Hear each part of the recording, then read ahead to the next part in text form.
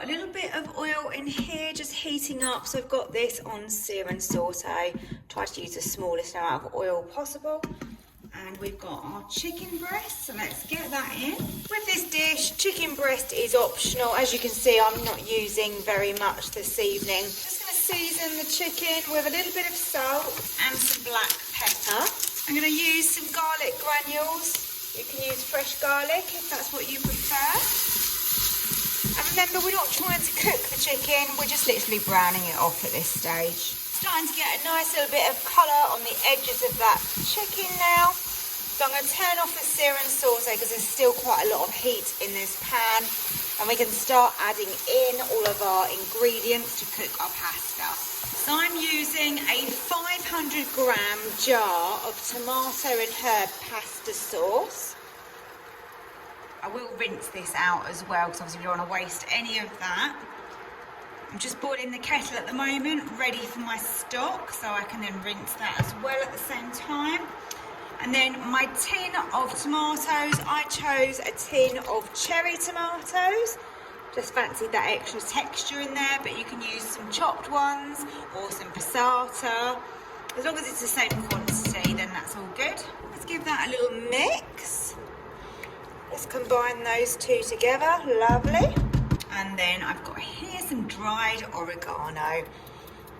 When you think of Italian and you think of your pizza and your pasta, I always think of oregano. That goes really well. Obviously you could use basil as well, that's always nice, but fairly generous on the oregano. So I'm using 350 millilitres of boiling water. The majority of that is being made into stock, and I've just used that little bit in there. Just trying to dissolve that the best I can. Meanwhile, let's layer up our spaghetti and then we can add the stock on the top.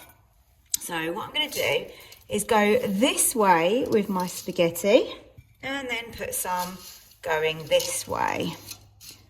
Apparently it stops it from sticking so bad, so we will give this a go. We've got it in different directions. It makes sense, doesn't it, that it's not going to stick so bad. My stock is not completely dissolved, but it's fine because it's going to dissolve as it's cooking. So this is 350 millilitres of stock on top of that pasta. Now all I'm going to do is just press that pasta down into that sauce and stock that we've got below. This is what I did on another recipe and it worked absolutely perfectly.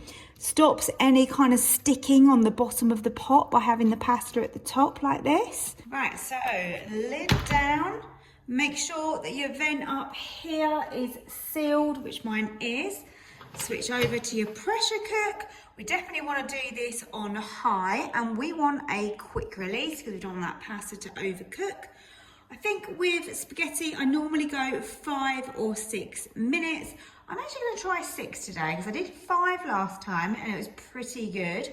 Let's try 6, see if it's just a bit overcooked or if it's just right, then great. So we have to try these things as we go along. So let's press start. This pesto is so good. I'm going to upload the recipe separate so you can see that. And I think it's well worth making. So fast, so quick and easy. This is coming up to pressure pretty quickly because we use that boiling water. I'm just waiting for this to finish now. We've just got sort of 13 seconds on that and then we've got the quick release. I've got everything ready, so I'm going to be adding some cheese. And I'm using this one. I got this in, where was I today? Asda today. And this is a blend of 4 cheeses. It would work perfectly well with some mozzarella on top, but I quite fancy this. Then we're going to add some splodges of our pesto and then the pepperoni. Here we go, it won't be long. I've just opened it up and I'm just giving it a stir just to make sure that everything is nicely combined because obviously that pasta was sitting on the top. And it looks really good. Not too much liquid, but nice and saucy, which is exactly as we want our pasta. So I've added the cheeses. Now I'm going to grab a little bit of my pesto and just dot around some little splodges like this. There we go. And now to add on all of our pepperoni slices. Great, all of our toppings are on and we are looking definitely like a pizza, which is why it's called, obviously, spaghetti pizza. So let's close the lid and let's air fry that. You could obviously bake, air fry or grill it at this stage. I'm just gonna air fry it for probably 4 minutes, should be enough. Look at this. Oh my goodness, how good does this spaghetti look? It looks exactly like a pizza from the top. I know this is going to taste super good. Here it is. So my gorgeous pizza spaghetti. There's so much good flavour in there. Cooked perfectly. I've checked the spaghetti and it is cooked just right. I've got my beef on sear and saute. So this is just some low-fat beef mince. So I'm just frying that off to start with. I'm going to add some black pepper. Lots of seasoning is always good. And then also some salt. I've got some dried oregano, which I'm going to add in. You can use fresh garlic if you prefer, but I'm going to actually just use some garlic granules. There you go. If you want to, you can add an onion in, but at the moment I'm avoiding onions and fresh garlic. But yeah, it'd be really lovely with some onion in this, so add it in at this stage with the beef and you can just kind of fry that off at the same time. Already that's starting to smell really nice. If you've watched my other videos, you've probably heard me talk about this before, and this is just chopped basil, but it is frozen, so straight out of the freezer. You can add some in, and I think this stuff is amazing, really good. And any tomato-based dishes, I do love to use some basil. I'm gonna pop a little bit of Worcestershire sauce in, about that amount, and around a tablespoon of tomato puree. Don't need to cook that any further because we're going to actually put this under pressure. So I've turned the sear and saute off. So I'm going to spread that out so we've got a fairly even layer in the bottom of the Ninja pot. To that I'm going to add some chopped tinned tomatoes. There you go, they're in. And then also some passata. As you know, with pressure cooking, we need a fair amount of liquid. So that was a whole tin of chopped tomatoes, a whole sachet of passata, which is 500 grams. Always seems like it's going to be too much, doesn't it? But you'll be surprised. So that's in. On top of that, I'm going to add my spaghetti. And I'm going to lay that out in a fairly evenish layer. I've broken that just in half so it fits. And then I've got 350 millilitres of stock.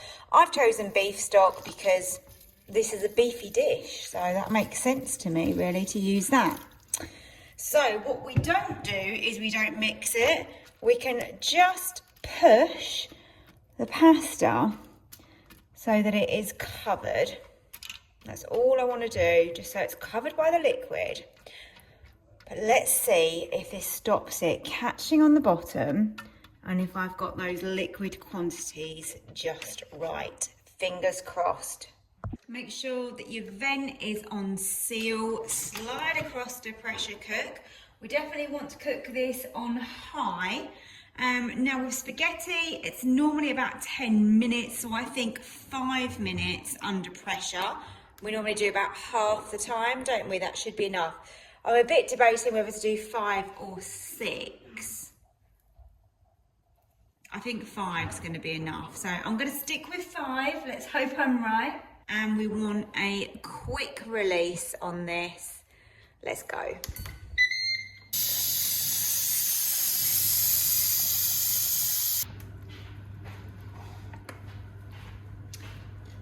Now the sauce will always look really runny when you first open the lid, so don't be panicked by that. We now just need to mix it in.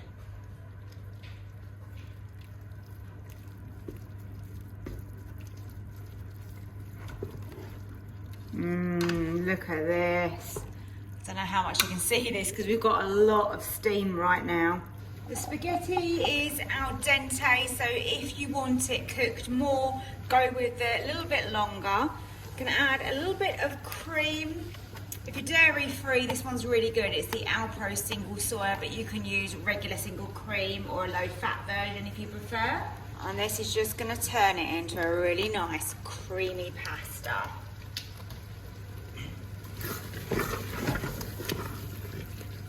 The quantities were good. We haven't caught on the bottom, which is exactly as we wanted it, because that would not be good.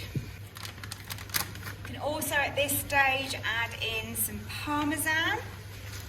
Just mix that all together. Look at that. It's really changed the colour of that by adding the cream. Made it really, really silky. I think we are now ready to serve up.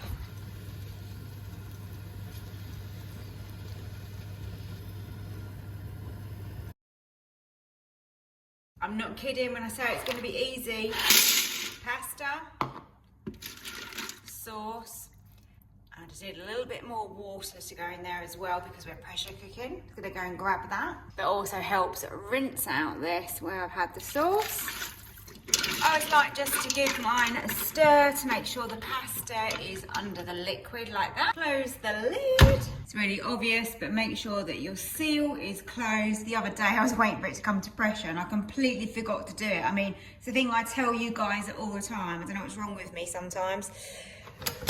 Over to pressure cook. Normally, I tell you to do your pasta on high for half the amount of time that the packet says, which is, for this pasta, it would be 6 minutes. I'm actually gonna change it up today. We're not gonna do a quick release and do it that way. We're actually gonna cook it for less time. So I'm gonna opt for 3 minutes, but I'm gonna go with a natural release. And as you know, with a natural release, it will keep cooking when that pressure is naturally releasing. Whereas with a quick release, you've really stopped the cooking process and we're just literally getting rid of the pressure as quickly as possible. So let's try this and see what it's like, and then I can report back to you. Wow, that was super hot when I lifted that lid. But this looks good. Look, we've got a nice thick sauce. It's not too runny, which is brilliant because it's exactly what we want. I'm going to test a little bit of the pasta. Let's see if it's done to perfection or whether it's a bit under or over. Feels very good to me from putting my fork in, but I need to do a little taste test on this, obviously. That is just right for me. Tiniest little bit of bite, tiny, you know, because I don't like my pasta hard or firm. But we've got to add the ingredients in and we've still got to grill this, so I think that's great actually. I'm pleased with that. So that is an option for you if you want to do your pasta that way. Give it a try, let me know what you think, whether you think it's better done on the quick release, like cook for longer then on quick release, or for less time and then use the natural release. So in this pot I have got the sweet corn, olives and tuna.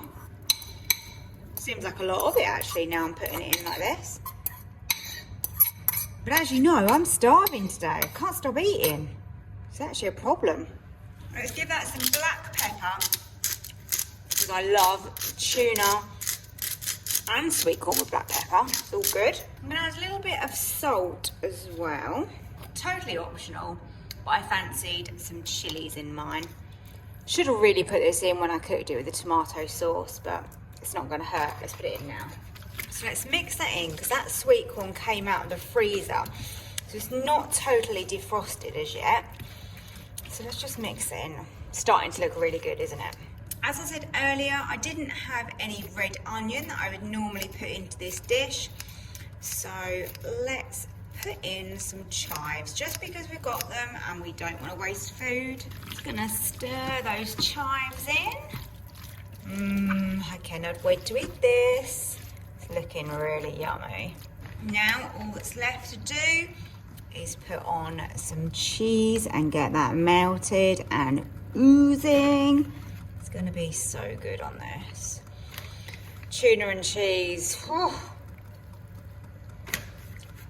I don't know if I've mentioned this before, but tuna is literally one of my actual obsessions. I think I eat a tuna sandwich most days. Absolutely love it. Didn't have tuna at lunch, so I've got to have tuna at dinner. Let's get that on to grill. I really like the grill function because it is really quick and effective, and it doesn't really take very long at all. Probably 4 minutes is going to be plenty to melt that cheese and get that bubbling.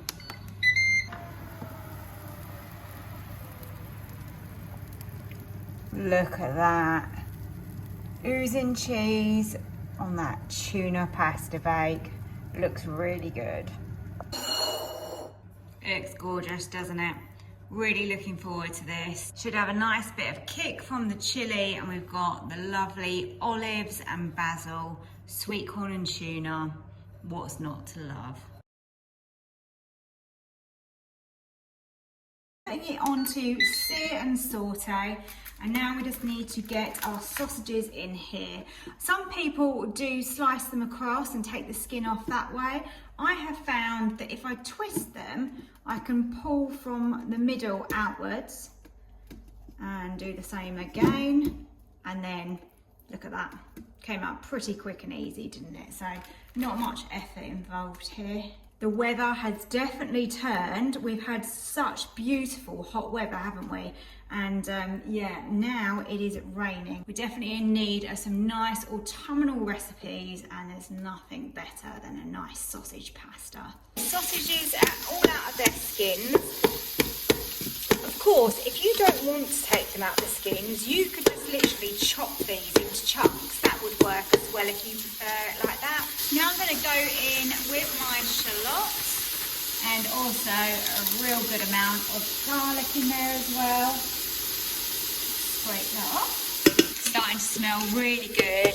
Those sausages have got their own sort of herbs and seasoning in there, so that's just adding to the dish.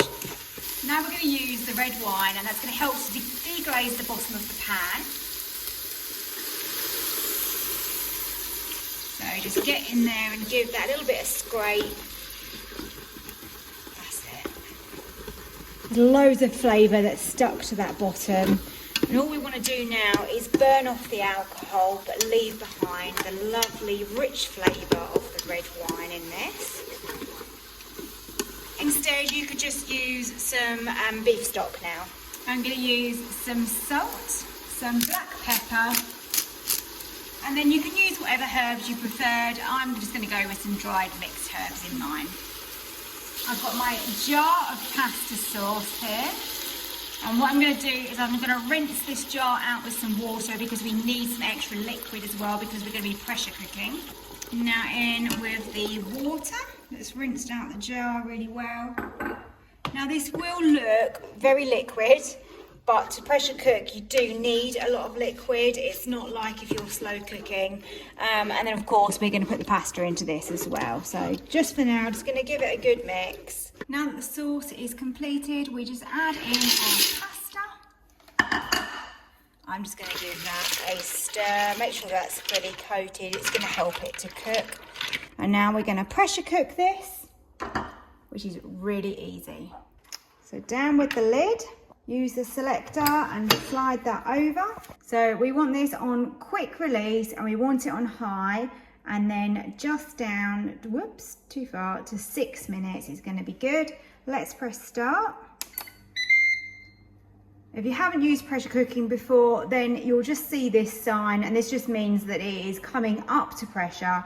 Depending on how much liquid is how long it takes. So we could be looking at sort of between 5 to 10 minutes for that. So don't worry about that. It will then count down once the pressure is built up, and it will count down the 6 minutes. And then we've got a quick release on this, because we don't want the pasta to overcook, and that's the reason for a quick release. As always, just make sure that this is on seal and it's not on vent.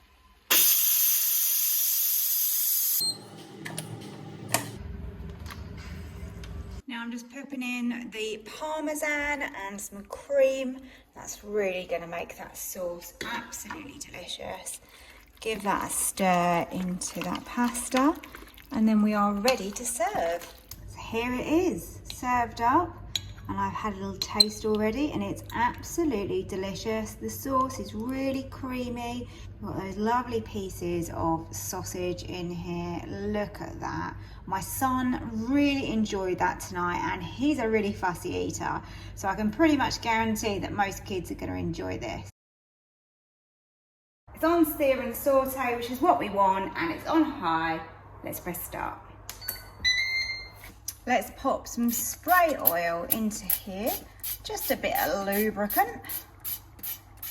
And into here, we're going to put our chicken and our garlic, and we're just going to sear that. Give a bit of brownness to the chicken.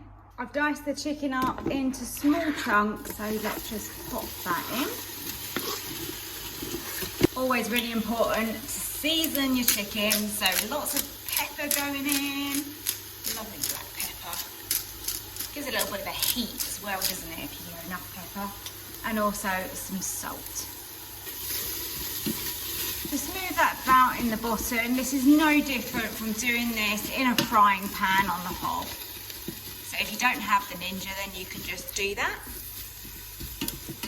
But I love the fact that you can just make this in one pot. I've got to wash this up, and that is it tonight. Now I'm going to crush in my garlic, which is my homegrown garlic. I'm definitely going to be doing this again because it's come out really well.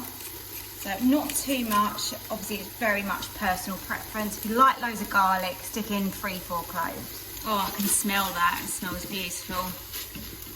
The garlic really emphasises the dish, makes it taste really good. We're starting to get a little bit, tiny bit of colour on those pieces of chicken. Not a lot, but a little bit. So I'm just going to give it a minute longer.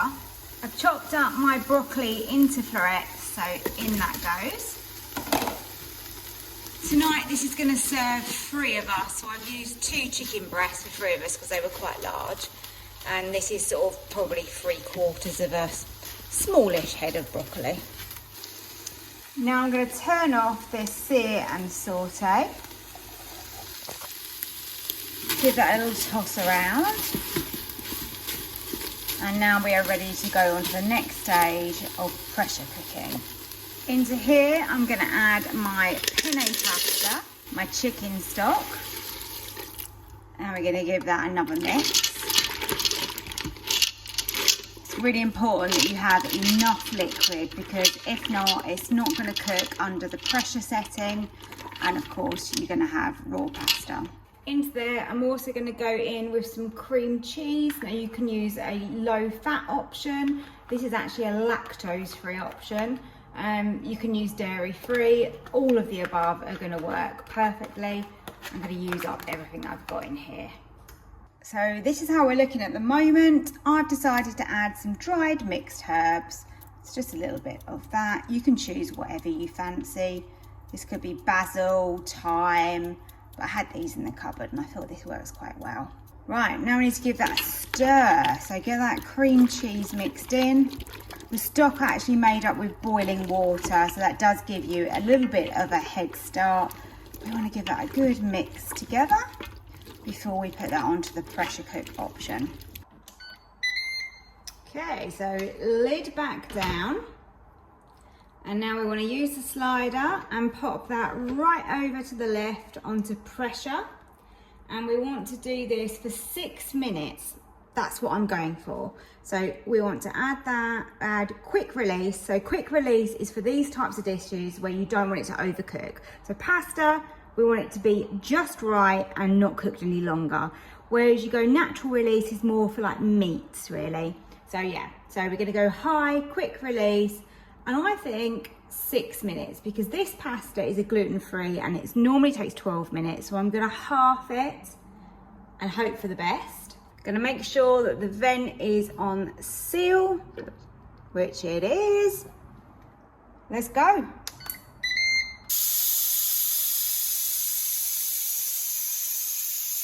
Until the pressure has released completely, you won't actually be able to move the slider or actually open the lid. You just have to wait for that, be patient. Then you can slide it across and we can open it up and have a look. It really doesn't take long, a minute or two. So slide that all the way across and let's open up and have a look. Oh, here we go. Let's give that a mix. This looks delicious. And to finish this off, I'm going to top it with Parmesan, and of course you can use dairy free if you need to. Then I'm going to pop it onto air fryer just to crispen it up. Let's be generous, let's give that a good sprinkle. If you don't have Parmesan, of course you could use mozzarella or cheddar, but I fancied Parmesan on this. That looks good. Let's close the lid. Pop it onto air fry, and I literally think 5 minutes is going to be plenty. And this is the beauty of this machine. I've just seared and sauteed, I've pressure cooked, and now I'm air frying all in one machine in one pot. So I've just given this 3.5 minutes, and that has actually melted that Parmesan beautifully. For me, I don't like it too crispy on top, and nor does my son, so that's all good. I think if you're using cheddar, you might want to do it a little bit longer. Look at that, absolutely gorgeous. That chicken looks so succulent, and the pasta is cooked perfectly because I've just checked. So let's plate up a portion of this. For me, I'm looking forward to this so much tonight. This is my dinner served up. Look how beautiful and silky that sauce is. Chicken is cooked perfectly, and we've got that super pasta in there. Let's have a look at that.